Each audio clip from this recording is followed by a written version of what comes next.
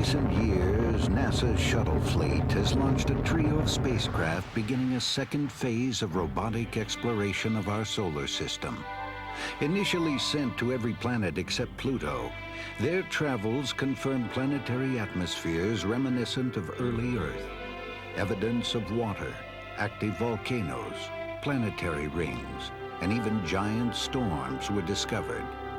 The new phase of exploration provides even more in-depth studies. In October 1990, the Ulysses spacecraft began a 5-year journey.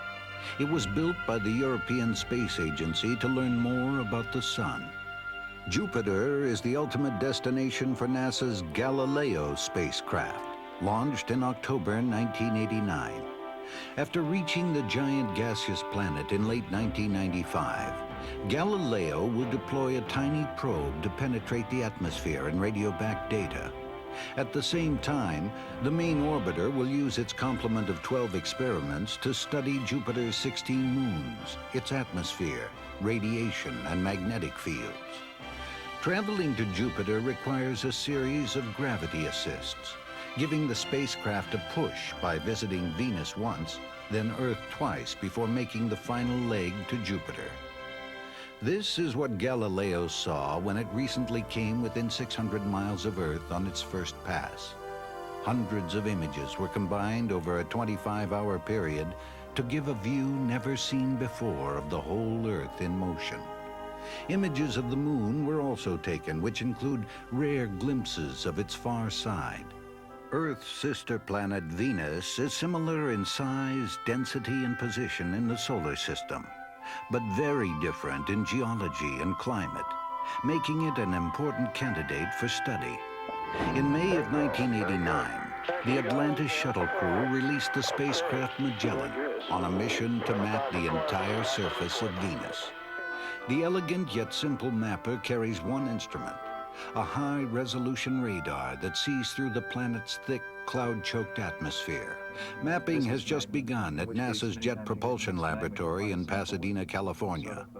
Investigators like Dr. Jim Head, a geologist at Brown University, are already seeing features that set this planet apart from all others. The detail of the Magellan images and their crispness is so incredibly, these are just like pieces of art. You know, we sit and we look at these almost in awe.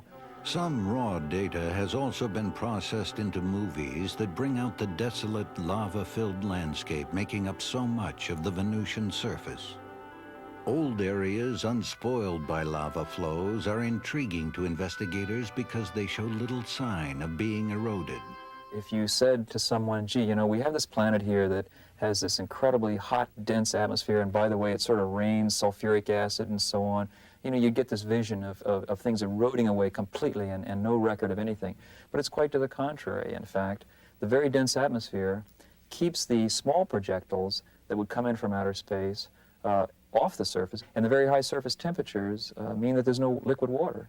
And we're able to look at the surface and see in crisp, rich detail the nature of the geological processes that are operating, much more so than we're able to do on the Earth. In the coming years, as the United States and its international partners continue planetary exploration, the spacecraft Ulysses, Galileo, and Magellan will play key roles, ultimately leading to a better understanding of our home planet.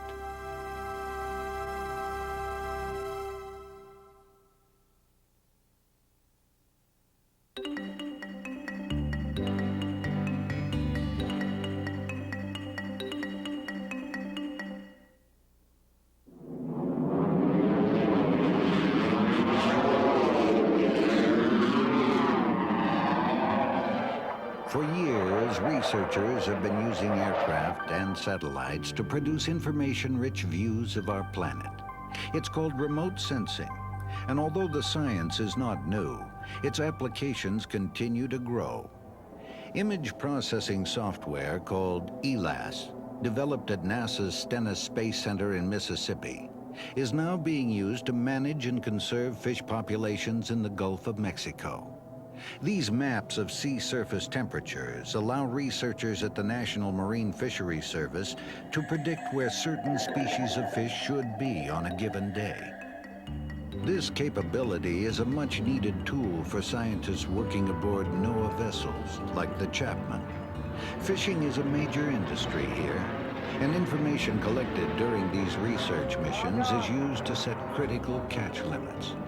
The temperature maps, accessible with a standard personal computer on the ship, make it easier to locate and sample fish being studied. Reducing search time saves man-hours and fuel, and being able to gather data faster makes setting catch limits more precise. When changes in surface temperatures are too subtle to be mapped, a specially equipped NASA Learjet can be used to measure concentrations of chlorophyll in coastal waters. The same boundaries between water types used to locate fish can be found with these displays as well.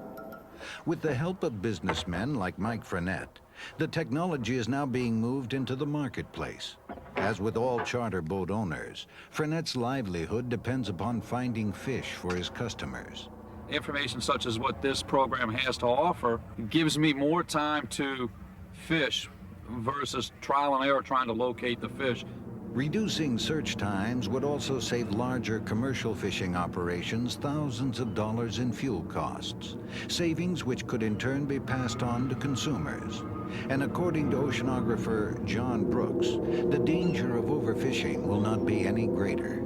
As long as the demand is there, they are going to spend the time and the effort and the fuel to find that fish. And their livelihood depends on a long-term fishery, not just to load the boat today. And so it's readily understood throughout the fishing community. We have a beautiful natural resource here, and it's up to us to govern that resource.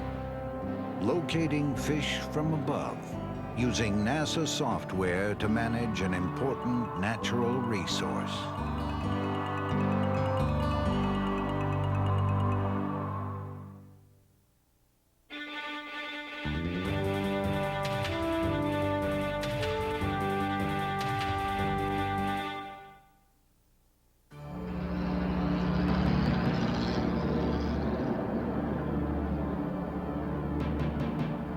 For the past 6 years, flights have been made by a pair of X-29 aircraft from the desert lake bed at NASA's Dryden Flight Research Facility. This highly sophisticated experimental plane follows in the footsteps of Aeronautics series aircraft which push the limits of speed, altitude, maneuverability, and fuel efficiency.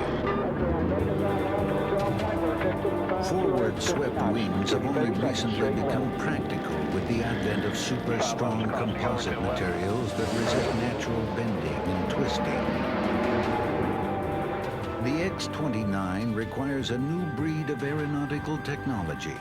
Because its thin wings, close-coupled canards, the smaller movable surfaces in front of the wings, and rear strake flaps make it naturally unstable in flight. A fail-safe triple redundant computer compensates for the instability by pulsing minute corrections, about 40 times each second, to the controls, smoothing out any unstable effects. The computers are as necessary to fly the airplane as the hydraulic system is that actually moves the actuators.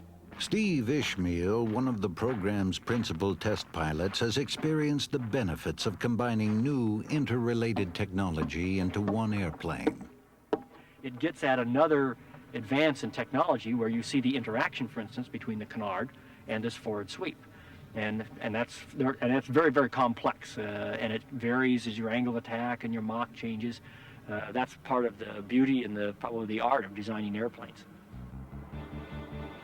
The advantage of a forward-swept design is that air moving over the wing tends to flow inward rather than outward. This allows airflow to remain smooth around the wingtips and makes the X-29 easier to control in extreme maneuvers. It has exceeded predicted levels of maneuverability by flying at very high angles of attack, sometimes approaching 50 degrees. Most modern fighter jets have trouble handling anything in excess of 30 degrees. During the past 6 years, the X-29 has proven itself as a test bed for new ideas, including computer-controlled flight systems and the use of composites in wing construction. This highly successful flight test program will almost certainly influence future commercial and fighter aircraft keeping the United States at the forefront of aviation.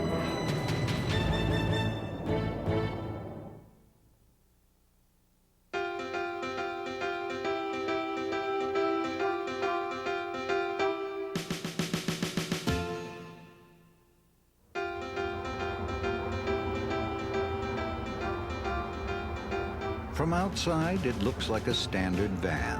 Even the small pie-shaped antenna and cameras on its roof are easy to miss. But inside is specially designed equipment that revolutionizes mapping and greatly enhances management and maintenance of the nation's highways. Using satellite positioning signals, researchers from NASA's Center for the Commercial Development of Space in Ohio are producing highly accurate, up-to-date maps simply by driving the streets. Maintaining contact with navigational satellites makes it possible to calculate exactly where the van is at all times. And if the location of the van is known, so is the position of the road it's on. Never before has mapping been so easy or precise. Not only is the information accurate and current, it's also in digital form, meaning it can be processed with computers.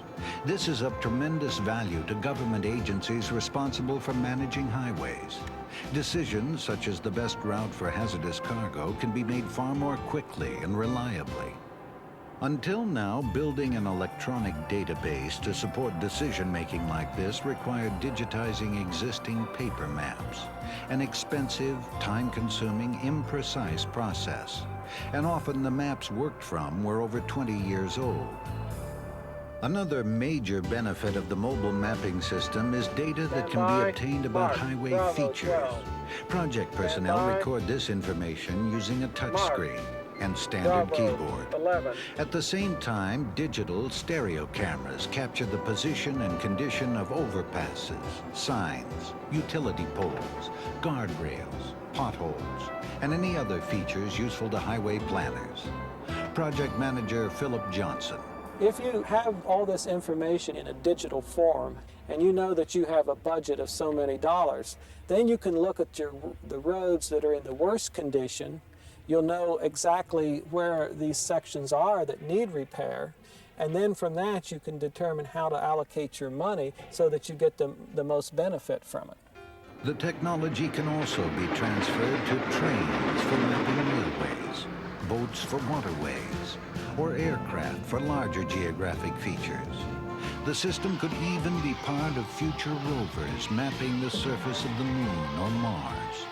Another application is the mapping and documentation of archaeological sites, including Anasazi Indian ruins in the southwestern United States. We could take our system and drive to one of these ruins, take some images of it, and not only would we have its position, we'd have a visual record of it that would be very valuable in the future. The mobile mapping system, using signals from space to obtain valuable information about Earth today and other planets in the future.